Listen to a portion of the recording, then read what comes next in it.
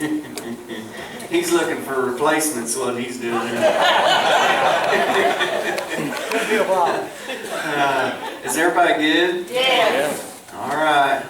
Well, I didn't really officially make this announcement. I guess I referred to it, but we are going to have baptism tonight.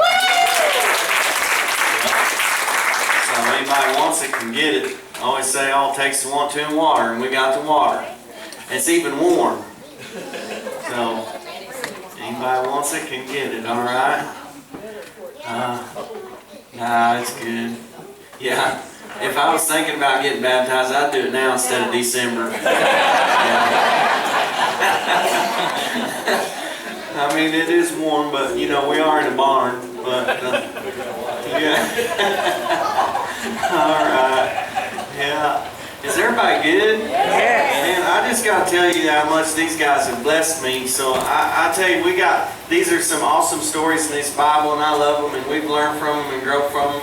But we're also I think it was Peter said we're living epistles. Like I'm not saying this is being rewritten by any means, but the story goes on.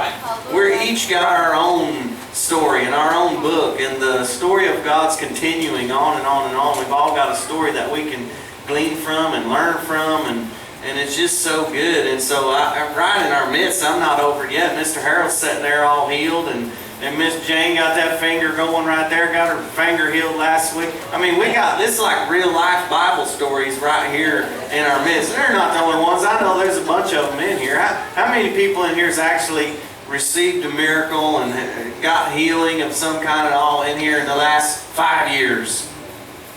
Look at that. Huh? Is that awesome or what? So I'm saying these guys got a story. Miss Janie, right there, she come in here like, look at her. Look how happy she is. Tony Mack say, lips touching both ears. And she come in here last week, and that thing was red as could be, and sideways, and she said, I got a baby set. I don't have time for this. She was worried about she had to go to the doctor the next day and get shots in it, and what's she going to do, and all this, right? Pretty tore up about the whole deal. And she said this, standing right up there at the top of the stairs. She said, I told Lucas that if I can get down there to Cowboy Church, I'm going to get my finger healed. That's what she said, right? So now we think, well, okay, that's just a story, that's what she said. But listen, if I was to read that in the Bible or something, she said to someone, if I can get down there, I'm going to get my finger healed. Now, do you see that it ain't just a story? It ain't just some tale. She said because she believed. It came out of her mouth to someone else, not just thinking this in her closet in her head. She said to someone else, if I can get down there, are you following me? And so she stuck that finger out there, and it was red. It looked like a strawberry on the end of it. It was red, and I said, let me see that. And I grabbed hold of it, and she went, oh! I mean, she squalled like a wildcat, you know. I said, just let me have it. I'll get a hold of it. And I got a hold of it. We worked on it a couple times, and immediately the redness was gone, wasn't it? And so, for too long, I said, by the time church is over, your finger will be just fine, right? So I was up here preaching, you know, later on that night. It was before church started when I grabbed a hold of it. Now I was up here preaching later, you know, and she's sitting over there looking at me going, couldn't even bend it. Couldn't even think about bending it before that. Now look at her. Look at her go. So then she put some comment on the video later how her finger was totally healed and she wants to be baptized. That's a pretty big deal, I think, because now look, it's like she heard something, and something had been established and been hearing and kept hearing and been hearing and kept hearing, and then something had been established in her to where this thing was coming against her, and she had something going on that wasn't the will of God for her and her finger, and something came out of her and said, if I can get down there to Cowboy Church, I'm going to get my finger healed. I mean, it's like, right? I mean, you feel that? It's like, that's faith right there. It's like, I'm not putting up with this, right? Then you got Mr. Harold sitting there. I told about him last week, same deal. He had, I don't know how much pain for how many years, messed up leg, couldn't even ride in the car hardly because he had to have it straightened out, could barely climb the stairs, walking around with a cane. I mean, stoved up good. He had to roll off the couch onto the floor just to get up off the couch and all this stuff, living life like that. And how many people we know are just kind of tolerating that and saying, well, this is my lot in life, or this is just part of getting old. The golden years are more like baby poop brown, right? I mean, you heard all that stuff, and we just accepted it, lived in it, and said, well, that's just part of life. And let me tell you something. We've been telling this, and I'm glad.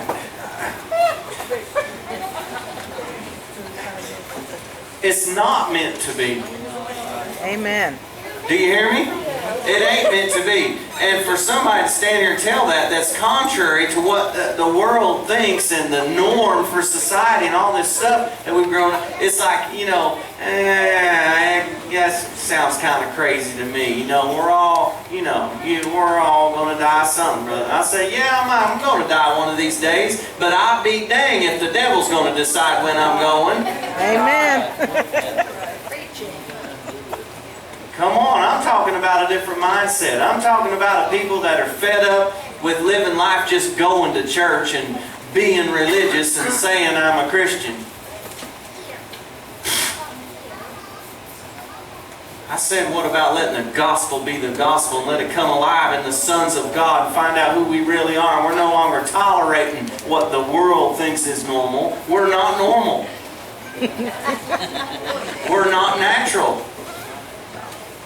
We're supernatural. Amen.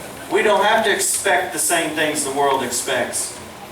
I'm talking about a different mindset now, because so he said, here he is in all this pain, right? Been listening to this and been taking it in and believing in it. And so that's getting about time he's about fed up, and he takes his little dogs out in the driveway and walks in the driveway, and he gets out there and he thinks, he's telling me this story, saying, I had a little talk with God, and he's heard me. You guys heard me tell about, man, anytime the devil's trying to get on me, I get out in the driveway, right? I go up and down. I got a rut over in my driveway where I march up and down that thing. We doing business, right? So he gets in the driveway and he said, if you're going to do this for Jason, you're going to do it for me. That's right.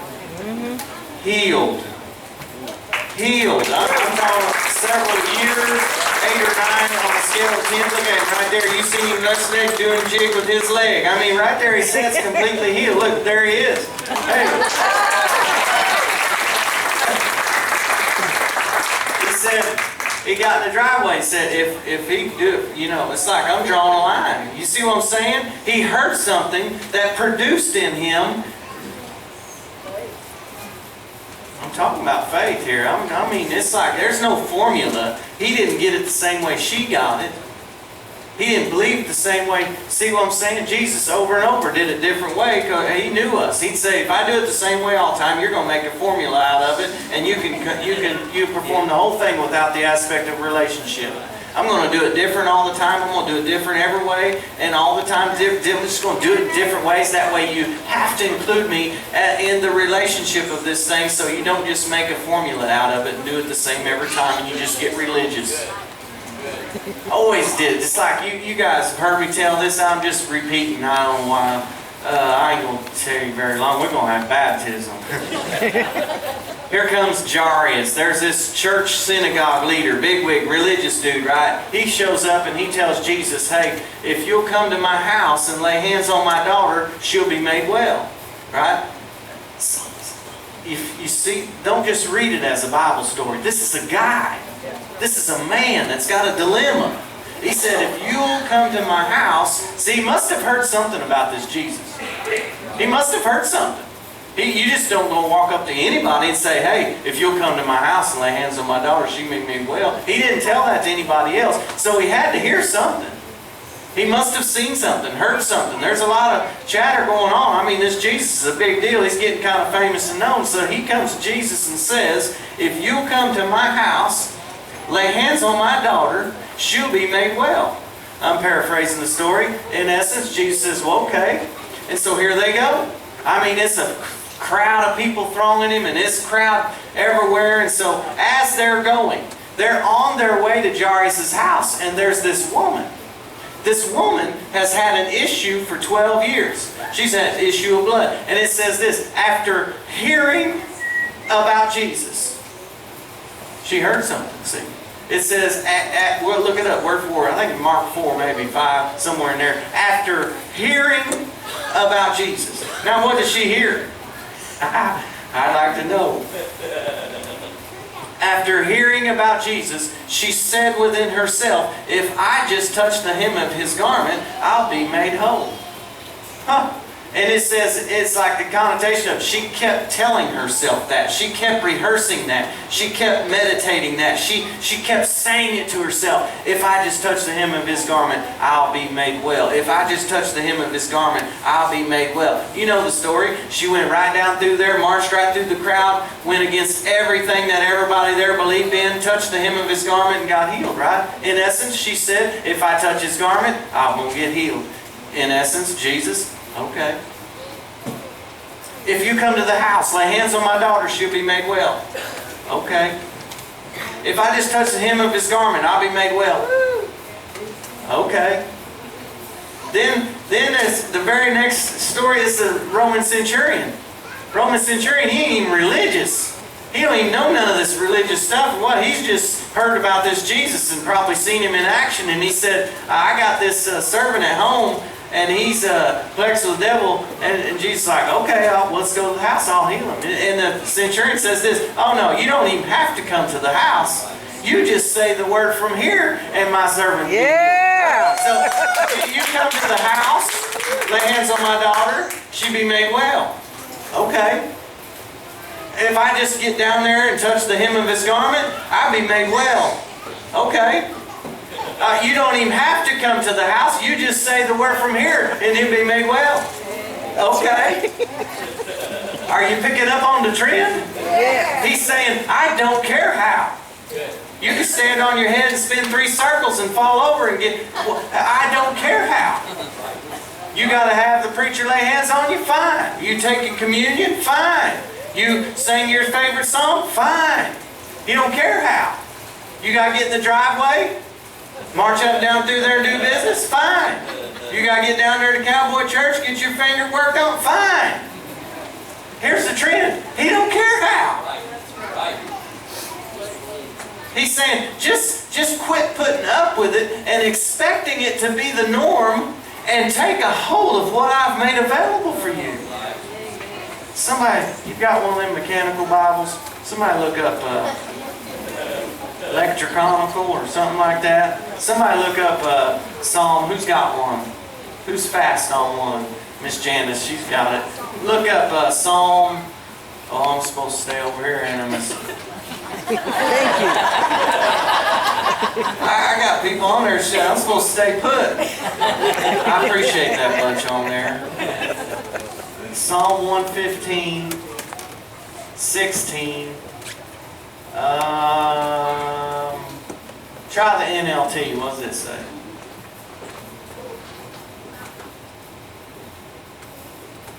I'm going to mess you up here. Because here's what I'm after, this mindset, this religious mindset that's, well, I heard it tonight. Well, God's in control. You know, if I got this, whatever, this sickness, then it must be the will of God, and He's got a plan for me, and I'm just going to accept it. And, you know, first of all, with that nonsense, I say this, well, if it's the will of God for you to be sick, why are you going to the doctor?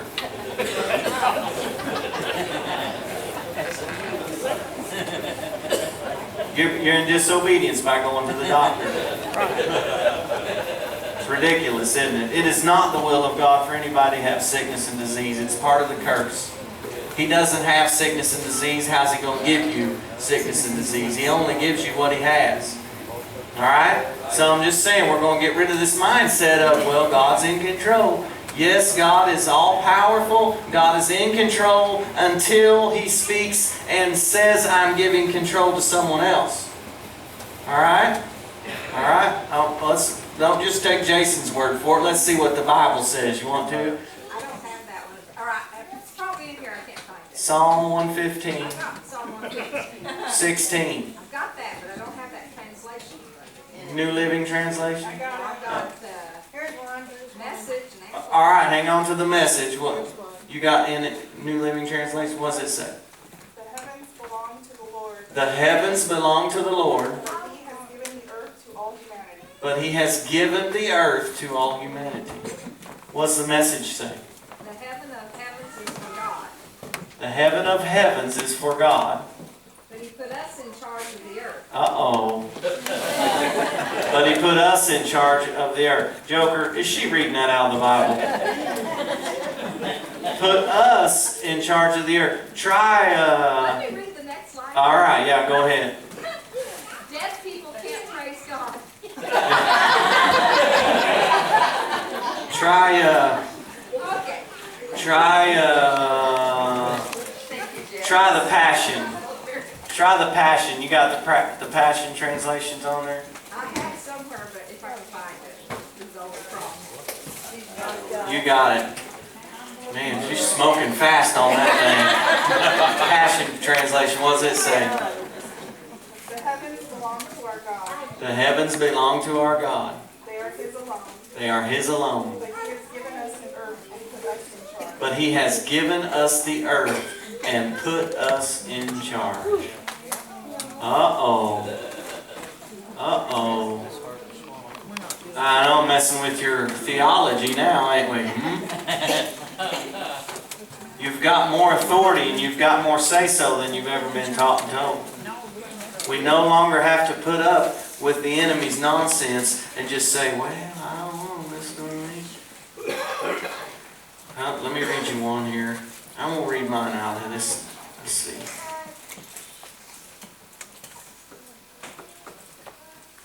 Listen to this. This is Matthew 16. And it's written in red. You know what that means, right? It's written in red.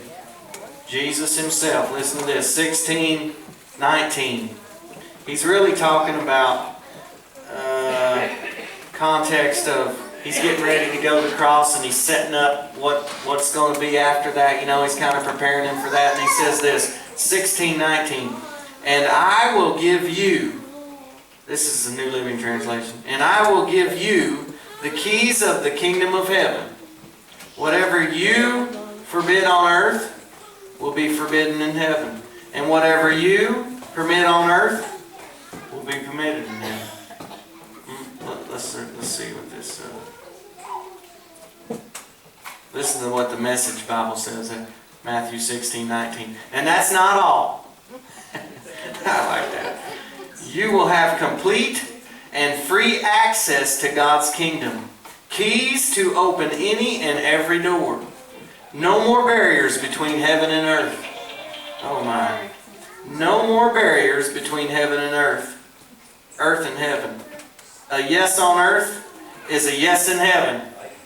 A no on earth is a no on in heaven. Oh boy. I can see you guys are reaching in. Let me read this one. This Matthew 16, the Message. It's got the Bible right here. And that's not all. He said, and that's not all, because He's talking about, you know, He's talking to Peter and the boys, and they're all saying, and He's saying, I'm going to, you know, they give Him a revelation that He's the Christ, and He said, on this revelation I'll build my church, and the gates of hell will not prevail against it. You know, Jesus talked every time He opened the mouth about the kingdom. He only mentioned church once. And we've made it all about church, and you hardly ever hear about the kingdom. And so when He mentions church here, let me tell you, He uses a Greek word. And what's happening, where they're under control of Rome. Right? Israel is under control of Rome, and He uses a Roman term here when He talks about church. He's setting up His church. He's saying, I'm going to set up my church when I'm gone, and I'm going to give you the keys, what you unlock, right? So that's the context of what He's talking about here. And the word that He uses is a Roman word. And why He's referencing this is because Rome is in charge of the world at this time, and Rome has controlled Israel. All right? And so what Rome did different than every other empire was every other empire would go conquer places, gather all the spoils and the people, and take it back to the homeland. That's what they do. You can read your history books. Rome was different than any other empire. Rome would go and conquer your land, leave you and your stuff there, then bring a representation of its government and put them there, and their job was now to turn that place into a representation of Rome. So here's what they do. He would set up a governor, and he didn't gather all the stuff and take it back to Rome. He set up a governor in Israel, and the governor was in charge, and he had all his army and all his stuff. And the governor's job was to turn Israel into a representation of Rome. And so, like once a year, now the head man at Rome would call a meeting. Once a year. So he had governors here, he had a governor there, he had a governor over yonder. All these different regions, each had a governor. And the governor's in charge of that area to turn that area into a representation. So once a year, the head man at Rome would call all his governors, and they would all go into the home country, and they'd all have a big meeting. So when the head man called his governors together and they had this meeting, that word is the word, I can't even pronounce it, you know I'm not that smart, but the word that Jesus used was the Roman word that the ruler used when he called his governors together for the meeting.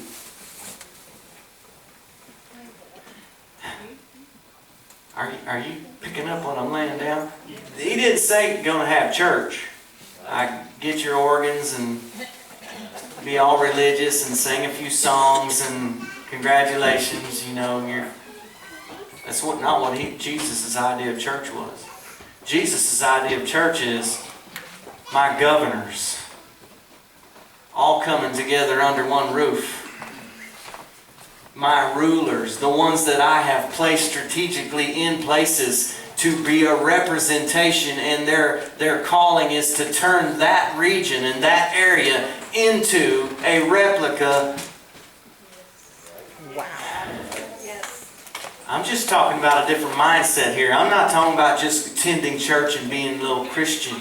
I'm talking about understanding we've been given the earth and we're now in charge. We're the sons of God. And we've been sent to this place. See, we've just been religious and say, oh Lord, get us out of here. If He don't come quickly, He's going to owe Sodom and Gomorrah apology. And all this mindset. We've wrote so many songs about, oh, can't wait to get to heaven.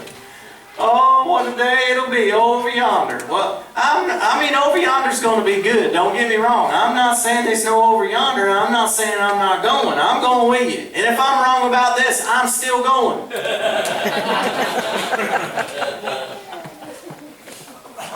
We've focused on that so much because we've failed to learn who we really are, and we've had to survive and live in hell in the earth and let the devil whoop us until that time. And so we're like, oh Lord, come quickly. I'm telling you, if you get this mindset in you and you find out who you are, you'll say, hey, hold off just a little longer because I think we can take some more territory. Hey, don't just put it off some more because I think we can take this earth over. I think He's doing something this day where He's tired of just church attendees. I think He's rising up some people that are hungry for some revelation to know who God is. And when they find out who God is, they find out who they are. And we're no longer putting, He said, oh my goodness, let me read this again.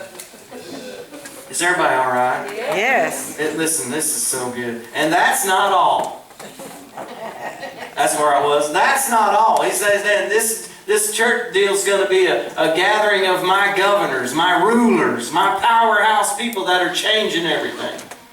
That's what His idea. That's what His idea of this is. Church, room full of rulers, room full of governors, room full of world changers,